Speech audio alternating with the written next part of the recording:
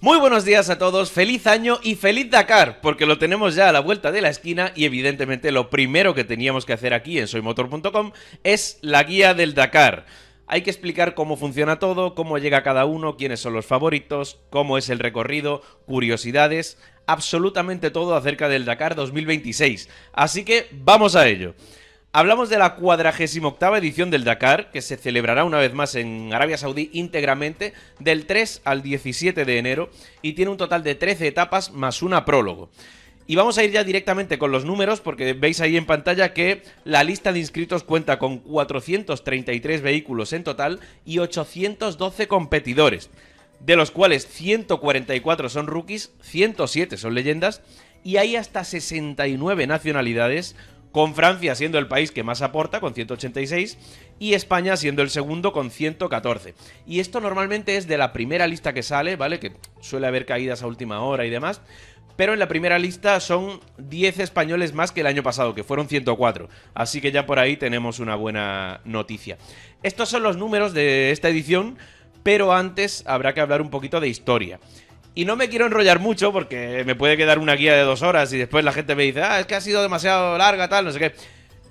No me quiero enrollar mucho, pero sí hay que contarle a la gente, por si alguno llega ahora nuevo al Dakar, que todo nace de una idea loca de Thierry Sabine. Porque básicamente se le ocurrió crear el París-Dakar después de estar cerca de la muerte. Y digo cerca de la muerte porque Thierry estaba en pleno rally Abidjan-Niza en 1977, cuando se perdió en el desierto y estuvo de verdad muy cerca de la muerte. Al final fue rescatado y tal, y se le ocurrió que era una muy buena idea que otros viviesen la experiencia que él había vivido, así que creó el París-Dakar, que más tarde se dejó únicamente en Dakar, porque ya sabéis que, bueno, ya no va de París a Dakar, ya tiene otras etapas en la vida. La primera edición partió desde la plaza de Trocadero, en París, el 26 de diciembre del año 1978. Salieron 182 vehículos y llegaron a Dakar 74 vehículos, el día 14 de enero de 1979, con Cyril Neve como primer ganador general. Y a partir de ahí, pues ya todo el mundo sabe que ha habido 3 etapas a lo largo de la historia del Dakar, 3 etapas muy diferentes. La primera, que se desarrolló en África, la original. La segunda, la de Sudamérica, que sobre todo tenía un componente muy bonito, que es el de la afición. Y la tercera, en la que estamos ahora, que es la de Arabia Saudí, que, bueno, ya sabéis cómo es Arabia Saudí, que en 2022 incluso hubo un atentado, pero se habla poco de ello, así que, en fin. Dejamos a un lado la historia del Dakar y empezamos a mirar hacia la edición que tenemos por delante, que como acabo de decir es la 48ª y la 7ª en Arabia Saudí, y de manera consecutiva además, porque bueno, evidentemente desde 2020 se celebra en Arabia Saudí y ya hasta el día de hoy. Y aquí esta es la primera curiosidad, porque ya sabéis que se llamaba París-Dakar en su momento y siempre pasaba por diferentes países, y en Sudamérica también. Pero precisamente en la última edición de Sudamérica se desarrolló íntegramente en un país, en Perú, y fue la primera vez en la historia que pasó esto. Y pareció como un preludio, porque en 2019 de Perú pasamos al 2020 en Arabia Saudí y a partir de ahí ya todas las ediciones se han desarrollado en un único país. Pero hablemos del recorrido. Hablemos del recorrido porque siempre tiene mucha amiga. Son 14 días de acción, si contamos la prólogo, y si metemos el día de descanso y las verificaciones y tal, pues se va a más de 2 semanas. Ha dicho el propio David Casterá que se trata de un Dakar para los duros, y en este caso podría decirse que es un recorrido en bucle, porque empieza en Jambu y acaba en Jambu. Entonces, bueno, de hecho en Jambu van a pasar muchísimo tiempo los competidores, porque casi todos los participantes llegaron allí en torno al 30-31 de diciembre más o menos, y entre verificaciones, shakedown, prólogo, 2 etapas que son allí, pues no van a llegar hasta Alula hasta la tarde del 5 de enero, con lo cual estarán en Jambu prácticamente una semana. Decía David Casterá que va a ser un rally para los duros, pero también tengo que decir una cosa, y es que esto lo dice cada año. Lo dice cada año, después se puede cumplir o no, pero Casterá siempre dice, no, es un Dakar durísimo, va a ser brutal.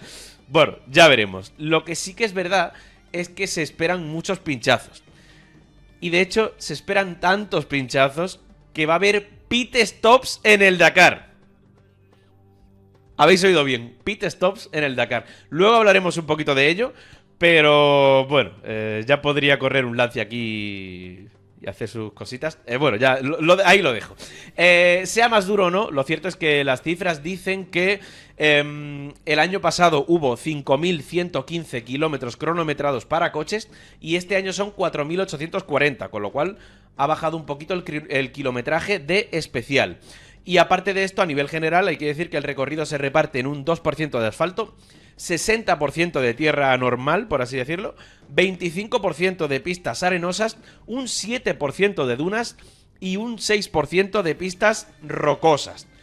Y vamos a entrar un poquito más en detalle en el recorrido, porque, bueno, aquí de nuevo no quiero contarlo absolutamente todo sobre el recorrido porque se alargaría demasiado, pero sí que vamos a hablar un poco de lo más destacado de cada etapa y os emplazo desde aquí a que vengáis a los directos que haremos en cada etapa a partir de las 12:30 hora española para conocer a fondo cómo es cada etapa y también la del día siguiente.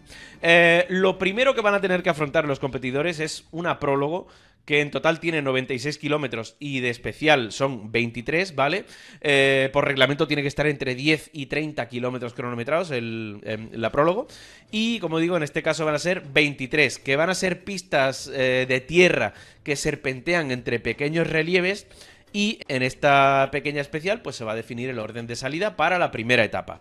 Y una primera etapa que va a tener 305 kilómetros cronometrados y que ha dicho David Castera que va a ser más sencilla que la del año pasado, pero que será bastante variada. Y ahora ya llegamos a la segunda etapa, que va a ser el primer gran escollo de esta edición, ¿vale? Porque va a ser una especial con un riesgo altísimo de pinchazos. Va a haber muchas rocas al inicio y después ya pasarán a arena e incluso algunas dunas, ¿vale? Y digo que hay una alta probabilidad de pinchar porque por esta zona ya han pasado anteriormente en el Dakar y fue una sangría. Fue una sangría. Y la solución que han encontrado desde la organización es poner pit stops en el Dakar, como acabo de decir hace un momentito. Va a haber una asistencia remota a mitad de la etapa en la primera, la segunda y la 11ª etapa. Van a ser 3 con un riesgo muy alto de pinchazos. Y van a ser los pilotos, bueno, las tripulaciones, los competidores, los que decidirán si paran o no. Y como he dicho antes, luego entraremos un poquito más en el tema, pero el hecho de meter pit stops en 3 etapas del Dakar ya te dice un poquito que va a ser un Dakar de pinchazos. Que quizá no va a ser un Dakar como otras veces que ha sido mucha duna y tal. En este caso tiene pinta de que va a ser un Dakar de pinchazos. Y me hace gracia porque Castera ha dicho que la primera etapa sería un poquito más sencilla que la del año pasado, pero el pit stop va a ser en la primera, la segunda y la 11ª. Así que ya veremos también con la primera. En fin, pasamos a la tercera etapa. Nos encontramos con 422 kilómetros cronometrados con paisajes muy bonitos, porque la zona de Alula ya es muy conocida para la gente del Dakar y hay unos paisajes tremendos. Y han dicho desde la organización que en esta etapa entrará mucho en juego la navegación, que va a ser una etapa de saber elegir bien el camino. Va a haber zonas en las que hay muchas pistas diferentes y pocas referencias, así que cuidadito con la navegación. Y aquí llegamos al primer punto muy clave de esta edición, porque veis en la imagen aquí que los logos de FIM y FIA no están al lado, sino que está uno encima del otro, y es que van a ser recorridos diferentes para coches y motos, tanto la etapa 4 como la 5, ¿vale? Y después también en la segunda semana, luego lo hablaremos, también la etapa 9 y la 10. Va a haber 4 con recorridos diferentes para coches y motos. Hablamos de la primera etapa maratón de esta edición. Y Castera ha querido añadirle mucho picante porque ha dicho que va a ser muy difícil la navegación y además, obviamente, los coches no van a tener las huellas de las motos al tener recorridos diferentes y eso, ojito, porque suele dar algún que otro dolor de cabeza. Y como es etapa maratón, pues los participantes no van a tener asistencia por parte de los equipos y solo podrán ayudarse entre ellos con lo que lleven encima, aunque sin límite de tiempo. En este caso, los participantes dormirán en un campamento en mitad del desierto y tendrán que practicar sus mejores dotes de supervivencia porque básicamente les van a dar una tienda de campaña, un colchón hinchable, una ración de comida y poco más. No van a tener servicio, no van a tener duchas, no van a tener nada. O sea, si te llama la madre naturaleza, apáñate como puedas. Y después de esa bonita noche que van a pasar los competidores, va a tocar madrugar muchísimo y volver a rodar sin trazas de motos en una quinta etapa que se prevé más sencilla que la cuarta, aunque, bueno, en el Dakar siempre hay obstáculos que te pueden complicar mucho la vida. Y para terminar la primera semana, pues tenemos una etapa 6 que ya han anticipado que va a ser muy complicada. Va a ser la primera gran sección de dunas de esta edición y además va a haber un enorme enlace, muchísimos kilómetros de enlace, para llegar hasta Riad, hasta la capital de Arabia Saudí. Así que se espera que mucha gente llegue muy tarde, muy pero que muy tarde. Incluso se espera que haya gente que llegue al día siguiente y por eso han puesto esta etapa antes del día de descanso, ¿vale? Estamos hablando de una etapa con una especial de 331 kilómetros y en total tiene 920, casi 600 kilómetros de enlace. Así que imaginaos el tema. Después del descanso en Riad, pues tenemos una segunda semana que yo creo que va a ser un poquito menos dura que la primera, pero que también tendrá su miga. Porque la séptima etapa, por ejemplo, han dicho que no será muy dura, pero sí que va a ser muy larga, porque tenemos casi 900 kilómetros en total y 462 kilómetros de especial. Así que ojito, porque mantener la concentración en casi 500 kilómetros de especial va a ser muy difícil. Y si será difícil la séptima, también lo será la octava etapa, mantener esa concentración, porque hablamos de la especial más larga de esta edición, con 481 kilómetros, que además van a ser muy variados, con tierra, arena, algo de dunas y con también piedras. Así que ojito a ese inicio de segunda semana, porque también nos llevará a ese segundo punto muy clave de esta edición, porque vamos a tener la segunda maratón y en un momento de la película en el que ya cualquier error te deja fuera. La etapa 9 ya han dicho que va a ser una auténtica prueba de resistencia física, mental y mecánica, y que también será un poco variada y que sobre todo terminará en una zona de dunas que va a ser un aperitivo del día siguiente. Y claro, aquí de nuevo hablamos de recorridos diferentes para coches y motos, tanto en la 9 como en la 10, como lo había sido en la 4 y la 5, y eso siempre implica dificultades de navegación. Y lo que decía, después de una etapa 9 que va a ser muy variada y que va a terminar con algo de dunas, llegamos a la 10 para afrontar el gran desafío de dunas de este Dakar. Y no lo digo yo, lo ha dicho David Casterá. El gran desafío de dunas de este Dakar. Así que se podría decir que no, quizá no sale muy a cuentas apretar mucho en la novena, porque no van a tener asistencia al final del día. Y al día siguiente van a tener el gran desafío de dunas del Dakar y sin huellas de motos. Así que ojito, porque igual en la etapa 9 no sale muy a cuentas apretar. Y de esta manera pues llegamos a la 11ª etapa, que también va a tener su miga, porque han dicho que habrá muchos cruces, desvíos y bifurcaciones. Y dicen desde la organización que los participantes podrán llegar a pensar que están en un laberinto. Así que ojito con la navegación. Pero ojito también, porque no solo va a ser navegación, porque ahora recordaréis que he dicho que los pit stops van a ser en la primera, la segunda y la 11ª. Con lo cual, estamos hablando de una etapa, la 11, que va a tener pit stop porque se esperarán pinchazos y además va a ser como un laberinto en cuanto a navegación. Así que ojito con la 11 también. Y para ir rematando un poco este Dakar, 12ª etapa, que ya han dicho que va a ser la última gran especial y la última gran oportunidad para cambiar el final de la película, porque va a ser bastante variada y porque se esperan sorpresas en esta. Y después de la 12 pues tenemos la última, que va a ser poca cosa, ¿vale? 105 kilómetros cronometrados que se dividen en dos secciones diferentes. Y con la última de ellas bordeando el Mar Rojo para terminar por todo lo alto en Jambu, donde empezó todo. Y por supuesto, como siempre decimos, pues en el Dakar va a ser muy clave ese balance entre la velocidad para ganar, entre tener esa velocidad pura, pero también saber gestionar esa velocidad en los terrenos más complicados y saber cuidar la mecánica, cuidar los neumáticos en un Dakar que va a ser muy de pinchazos y sobre todo también estar alejado de esos grandes problemas que te puedan dejar fuera de un Dakar. Cualquier duna cortada que no veas y tengas un golpe, cualquier arbusto que esconda una roca detrás, cualquier obstáculo te deja fuera de un Dakar, con lo cual estar alejado de eso también va a ser muy pero que muy importante. Vale, dejamos atrás el recorrido, vamos a hablar ahora de los protagonistas de este Dakar. Vamos a hablar, evidentemente, de los participantes. Y, a ver, nosotros somos un canal de coches y nos vamos a centrar un poquito más en los coches, pero si os parece bien, también vamos a hablar un poco de motos, de Challenger, de Stock, del resto de categorías, ¿vale? Porque está todo espectacular.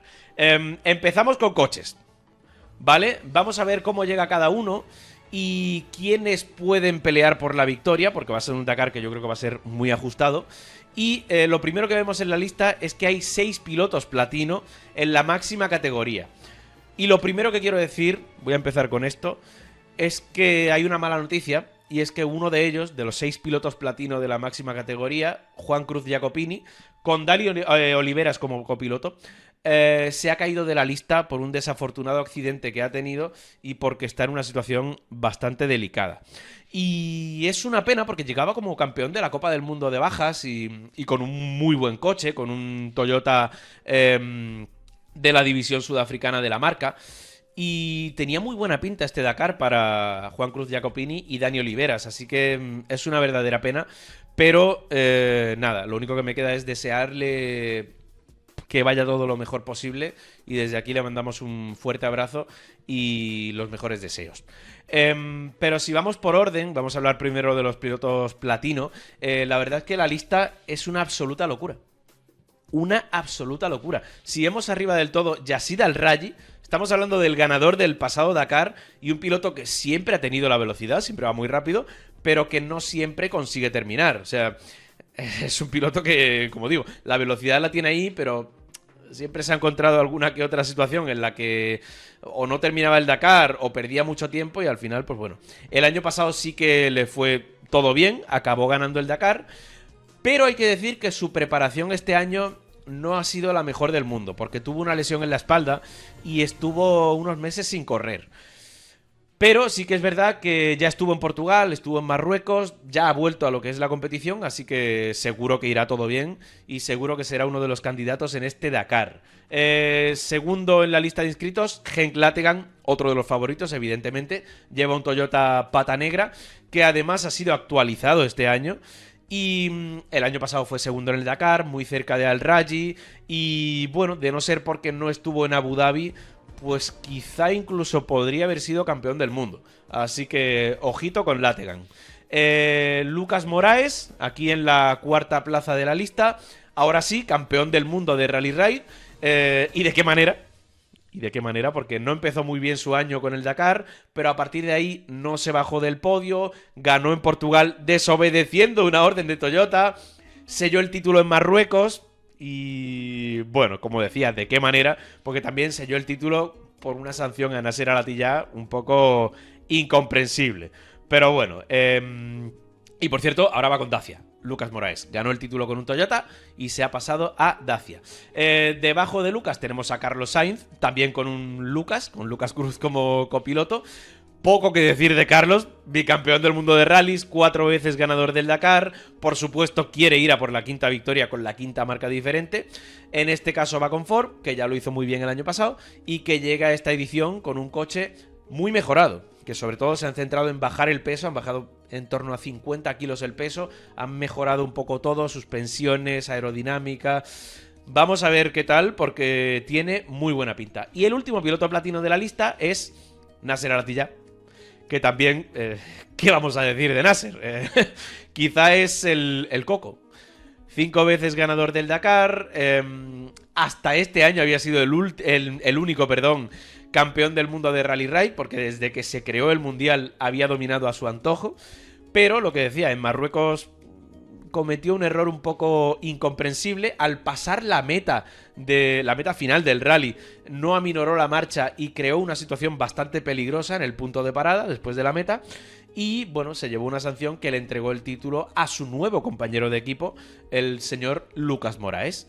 Pero es que también os digo una cosa, con los pilotos platino no acaba la cosa, porque claro, te paras a pensar un poco, bajas un poquito en la lista, ves a Seth Quintero, pilotazo brutal, también un piloto jovencísimo con un talento espectacular, que seguro que va a estar ahí arriba, también con un Toyota pata negra. Saud Bariagua, piloto rapidísimo también, muy joven. Sebastián Loeb, ¿qué vamos a decir de Loeb? Un piloto que es 9 veces campeón del mundo de rallies, una bestia absoluta que la velocidad siempre la tiene ahí, pero que le falta completar un Dakar entero sin contratiempos. ¿Qué más? Martin Prokop, Guillaume de Mebius con Mathieu Baumel. Ojito Mathieu. Ahora hablaremos también un poquito de él. El año pasado lo hicieron muy bien. Matías Ekstrom, que también, segunda edición con el Ford Raptor T1 Plus, el año pasado lo hizo espectacularmente bien. También lo ha hecho muy bien en sus ediciones con Audi. Es un piloto muy a tener en cuenta. Nani Roma, ganador del Dakar tanto en coche como en moto. Mitch Guthrie, también con un Ford pata negra. Romain Dumas. Toby Price, que va a ir como piloto oficial de Toyota. O sea, tenemos una lista brutal. Eric Goxal, también un jovencísimo piloto con una proyección espectacular. Pero es que si bajamos un poquito más, pues vemos Cristina Gutiérrez. Que completa la alineación de Dacia, que va a ser brutal y que ella misma ha dicho que va a ir a por todas en este Dakar. Matías Serradori siempre da algún dolor de cabeza en alguna que otra etapa. Suele estar rondando o incluso dentro del top 10. Laia Sanz, que en este caso va a ser la primera vez de Laia con un T1 Plus, con el Ebro. Y si bajamos un poquito más, pues bueno, Isidre Esteve, también con un Toyota que en este caso va a estrenar una unidad de Toyota Hilux T1 Plus Evo, que nos lo contó en Portugal, y recuerdo que dimos la noticia en soymotor.com. Corrió Marruecos todavía con la versión anterior, y estrenará en este Dakar una nueva versión, bueno, la versión última hasta este Dakar, que han estrenado otra, y va a correr con un Toyota Hilux T1 Plus Evo.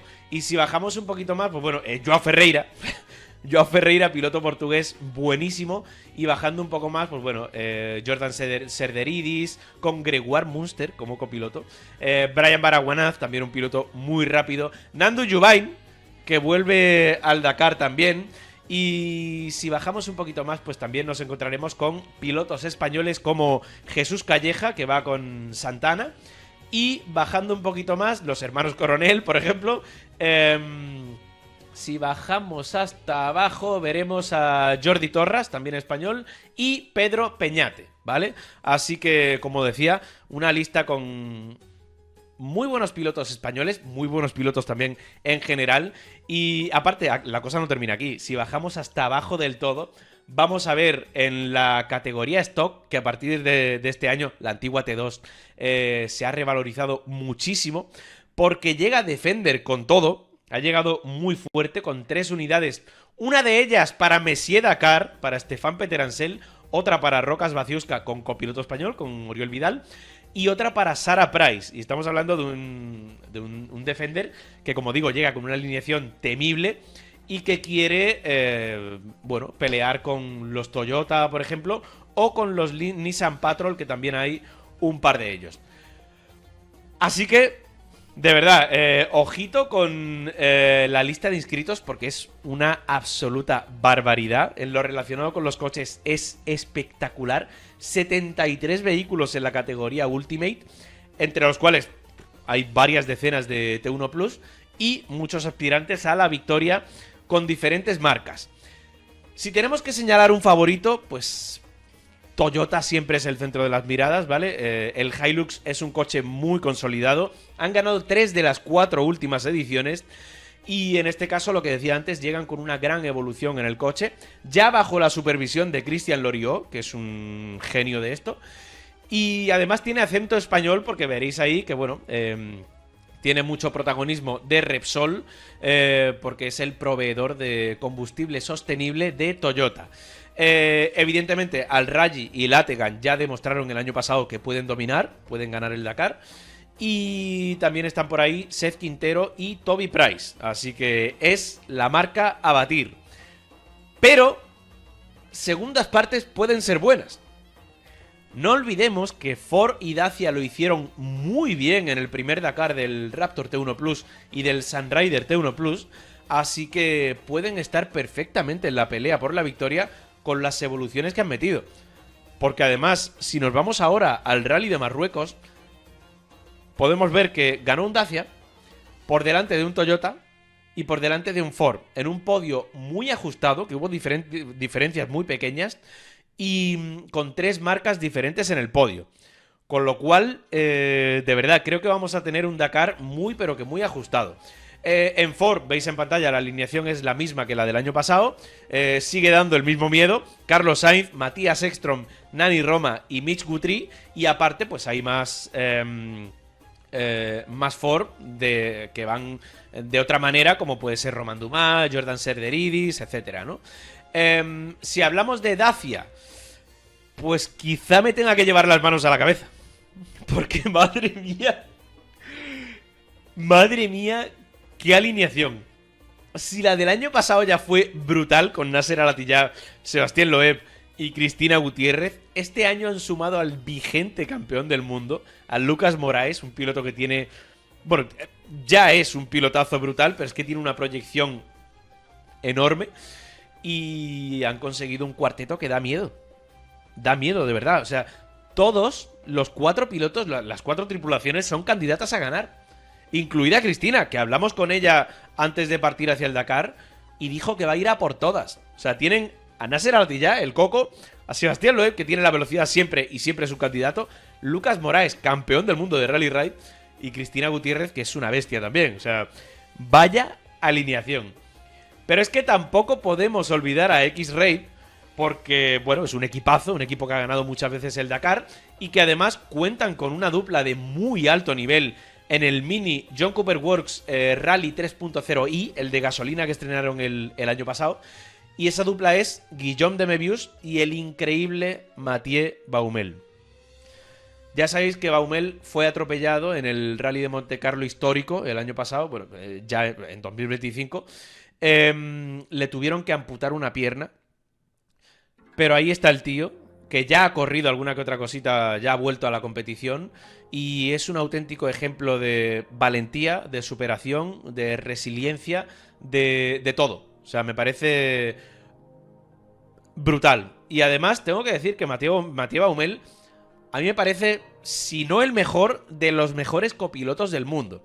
Que ya llevó a Nasser Al-Attiyah a varias victorias en el Dakar y que es una auténtica bestia en lo suyo. Con lo cual, ojito con esto, porque el año pasado ya demostraron, Guillaume ya demostró que tiene la velocidad, es un pilotazo, Mathieu es un copilotazo brutal, y el coche, de nuevo, se estrenó el año pasado con ese motor de gasolina, y este año seguro que habrá evolucionado ya, y ojito con esta dupla, porque es muy buena. Muy, pero que muy buena. Entonces, entre las marcas principales, ya hay un montón de candidatos. O sea, estamos hablando de más de una decena de candidatos a la victoria. Pero es que si los juntamos con los outsiders, con los que acabo de ver en la lista, es una locura. Saud Bariagua, Eric Goxal, Matías Serradori, Joao Ferreira, Brian Baraguanaz, Laia Sanz en su primer Dakar con un T1 Plus. O sea, todos ellos pueden ser dolores de cabeza en algunas etapas, o incluso algunos de ellos a nivel general. Cualquiera de estos te trastoca los planes de los favoritos, ¿eh? Así que creo que va a ser un Dakar muy ajustado, muy bonito y también con un componente de estrategia que va a ser clave. En cuanto al resto de disciplinas, pues seguro que también van a ser tan apasionantes como siempre. Y voy a empezar con motos, porque con motos siempre es imposible hacer predicciones. Sí que es verdad que Daniel Sanders está intratable, ¿vale? Arrasó el año pasado en el Dakar, también en el Mundial. Pero es que hay tantos pilotazos en motos y suele haber una pelea tan ajustada en las motos que es muy difícil. O sea, vemos a Ricky Brabeck, a Bradley Cox, Skyler House, Nacho Cornejo, el piloto chileno, Lorenzo Santolino, el piloto de Guijuelo, que es un crack. Si bajamos un poquito más, a ver si lo encuentro por aquí. Bueno, Adrian Van Beveren, que también es un pilotazo. Ross Branch, pilotazo también. ¿Dónde tengo por aquí? A Tosha Sareina, O sea, Tosha Sareina, que ganó el Rally de Marruecos, que el año pasado ya quedó segundo en el Dakar. O sea, va a ser la gran alternativa a Daniel Sanders. Y ojalá que le vaya muy bien, ojalá que pueda ganar el Dakar, porque sería brutal. Pero es que si bajamos un poquito más, Edgar Canet. Edgar Canet, piloto ya en la máxima categoría. El año pasado iba en Rally 2. Y lo hizo espectacularmente bien el año pasado. Así que ojito con Edgar, porque también es un piloto muy a tener en cuenta, ¿vale? Vamos a irnos ahora a Challenger. Challenger, que también una categoría súper disputada. Nico Cavigliaso, pilotazo, ya ganó el Dakar en quads. Y que en Challenger también va espectacularmente bien. Aparte de Nico, pues tenemos a Dania Akel, que es la vigente campeona de la Copa de Oriente Medio de bajas. Tenemos también por ahí a Pau Navarro, tenemos a Charles Munster, que también lo ha hecho muy bien en otros rallies en categoría Challenger. Tenemos a Kevin Benavides. Ojito con Kevin Benavides en un Challenger. Tenemos a Yassir Seaidan. Tenemos a Alexandre Giroud, también pilotazo de quads. En Side by Side tenemos, pues bueno, Alexandre Pinto, Brock Heger, pilotazo, Chaleco López. Buah, ¿qué vamos a decir de Chaleco López? Manu Andújar. Tenemos por ahí también a nuestro querido Gerard Farrés, evidentemente, que siempre está ahí, siempre da la talla. En este caso volverá a la carga y se enfrentará, pues, como digo, a Chaleco López, a Manuel Andújar, a Brock Heger, a Xavier de Sultré, también pilotazo. Y si nos vamos un poquito más para allá, camiones, pues sí que es verdad que en camiones, con la ausencia de los Kamaz y de los Maz también, siempre, bueno, en este caso vamos a tener seguramente a tres grandes favoritos, que van a ser las tripulaciones de Martin Macic, Michel Van den Brink y Alex Lopré. También está por ahí Baidota Sala, que es un muy buen piloto también, que se pasó ya a los camiones, pero como digo, seguramente estos tres, o incluso con Sala, van a ser los favoritos de la categoría de camiones. Y aquí tengo que decir que me pareció algo muy curioso lo que soltó Carlos Sainz hace muy poquito, y es que dijo que se necesita velocidad, experiencia y algo de suerte para ganar el Dakar. Y estoy de acuerdo. Y bueno, Carlos Sainz tiene la velocidad y la experiencia a tope, y simplemente con un poco de suerte pues seguramente podrá estar ahí en la pelea por la victoria. Un componente físico que, como digo, también es muy importante en el Dakar. Evidentemente son etapas muy largas y duras y hay que estar siempre bien físicamente, bien mentalmente, muy concentrado y todo en su sitio. Pero bueno, dejamos aquí el apartado de participantes y empezamos a hablar de novedades. Y ya hemos mencionado algunas, pero si os parece vamos a entrar un poquito más en detalle con las tres principales novedades. La primera es que la FIA eliminó recientemente en la última reunión del Consejo Mundial las Power Selective Section, ¿vale? Ya sabéis que era como una especie de Power Stage que entregaba puntos extra a los más rápidos y demás. Se probó el año pasado con el objetivo de hacerla obligatoria este año en el Mundial, y bueno, se ve que las pruebas no gustaron demasiado y las han eliminado. Y también han eliminado la prólogo para todas las pruebas del Mundial excepto el Dakar, ¿vale? En el Dakar sí que va a haber prólogo para definir el orden de salida de la primera etapa, pero a partir de la segunda ronda del Mundial, que va a ser Portugal en este caso, tomarán en cuenta la clasificación del Mundial, no va a haber prólogo. La segunda novedad que voy a comentar es que, si os habéis dado cuenta, ya no hay etapa de 48 horas, también es algo que, bueno, fue un experimento de David Casterá, esa etapa de 48 horas, y ahora lo que tenemos es una vuelta a la maratón de toda la vida, ¿vale? No va a haber asistencia entre la etapa 4 y la 5 y la 9 y la 10, y bueno, más allá de la que te puedan dar otros participantes y tal. Y lo que sí que tendrán que dormir en un campamento muy sencillo, básicamente con una tienda de campaña y con lo justo para sobrevivir, con un colchón hinchable, con una bolsita que van a dar, eso, con lo mínimo para poder sobrevivir a una noche en el desierto, con un poco de comida y tal. Y seguramente pues tendrán que hacer hogueras para calentarse un poco, necesidades hay en medio, no va a haber ducha, no va a haber nada, en fin. La tercera, que ya he comentado también anteriormente, es que llegan los pit stops al Dakar. Y decía antes que hablaríamos un poquito más en detalle, Pues ahora es el momento.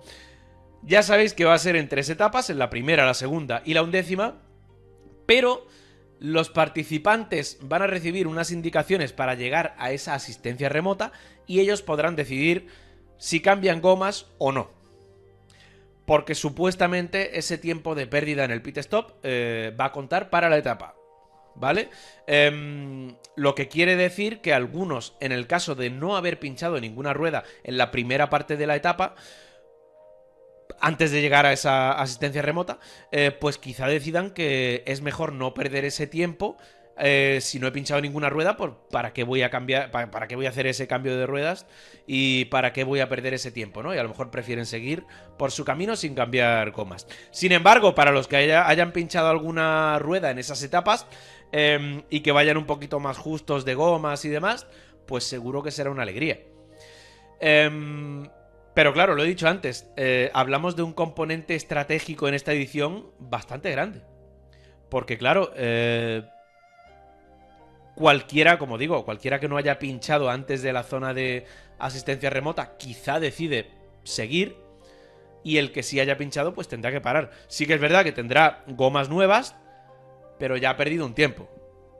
Estrategia muy clave en esta edición. Hay que decir que no va a haber un límite de personas del equipo trabajando en esa asistencia remota, pero sí que va a haber un máximo de 4 ruedas para cambiar, ¿vale? Máximo de 4 ruedas en ese pit stop. Y ya por ir terminando, pues bueno, ya sabéis que siempre me gusta contar alguna que otra curiosidad. Y la primera ya la he contado, y es que va a ser la 8ª edición que transcurre únicamente por un país. La primera fue en Perú en 2019 y a partir de ahí las 7 de Arabia Saudí. Y hablando de Arabia Saudí, pues ya sabéis que allí abunda el petróleo, el combustible es bastante barato y como me gusta hacer un poquito de sangre, porque el otro día eché gasolina a 1,6 euros el litro, pues lo cierto es que tenía que decirlo, lo suelo decir cada año, y es que el precio de la gasolina en Arabia Saudí a día de hoy es de 53 céntimos de euro el litro. Y el litro de diésel está a 38 céntimos de euro. Así que bueno, está bastante baratito. Y tengo que decir algo que es muy curioso porque la gasolina ha bajado desde el año pasado, que estaba a 60 céntimos, este año a 53, pero el diésel ha subido, porque estaba a 29 céntimos el año pasado y en este caso está a 38 céntimos. Así que las gallinas que entran por las que van saliendo. Y para acabar con curiosidades del país en el que compiten, el desierto de Rub al Khali, también conocido como Empty Quarter, que este año no estará en el recorrido, tiene una superficie de 650.000 kilómetros cuadrados y eso quiere decir que es más extenso que España. Así que eso ya te dice, solo ese desierto, ya te dice lo grande que es Arabia Saudí. Y ya, para los más nuevos en esto, un par de curiosidades que quizá no saben, y es que hay etapas de casi 500 kilómetros cronometrados que duran un montón de horas, y los pilotos evidentemente tienen que hidratarse bien. Entonces, algunos se estarán preguntando, ¿cómo hacen sus necesidades? Pues bien, utilizan todo tipo de trucos, ¿vale? Desde pañales hasta condones o incluso hacérselo encima directamente. Aunque, bueno, otros como Carlos Sainz dicen que les resulta imposible y que suelen aguantar lo máximo que pueden. Y sobre todo los más amateurs prefieren parar un par de minutos y soltar toda la carga así sin más. Y lo último ya es que en el Dakar, por mucho que sea una carrera, pues la velocidad máxima de los vehículos está limitada por seguridad, ¿vale? Hay un tope de velocidad que se establece en 170 km por hora para coches, 160 para motos, 135 para Challenger y para camiones también, y 125 para los side by side, los antiguos T4, ¿vale? Y nada más. Creo que con esto vamos a ir cerrando la guía. Solo me queda desearos un gran año 2026, que disfrutéis muchísimo de esta nueva edición del Dakar, siguiéndolo absolutamente todo con soymotor.com, donde ya sabéis que habrá, como siempre, directo escrito en web, en redes sociales, evidentemente desde el inicio hasta el final de cada etapa.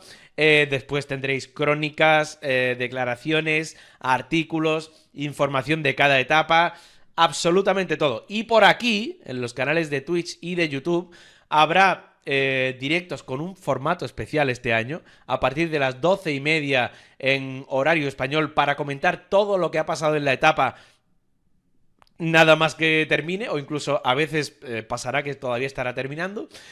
Y, por supuesto, el resumen diario de YouTube a manos de Jorge Iglesias, que siempre es tan querido por la gente de YouTube. Así que nada, de nuevo me queda desearos feliz año, feliz Dakar, y que lo sigáis con nosotros porque el mejor Dakar está en soymotor.com.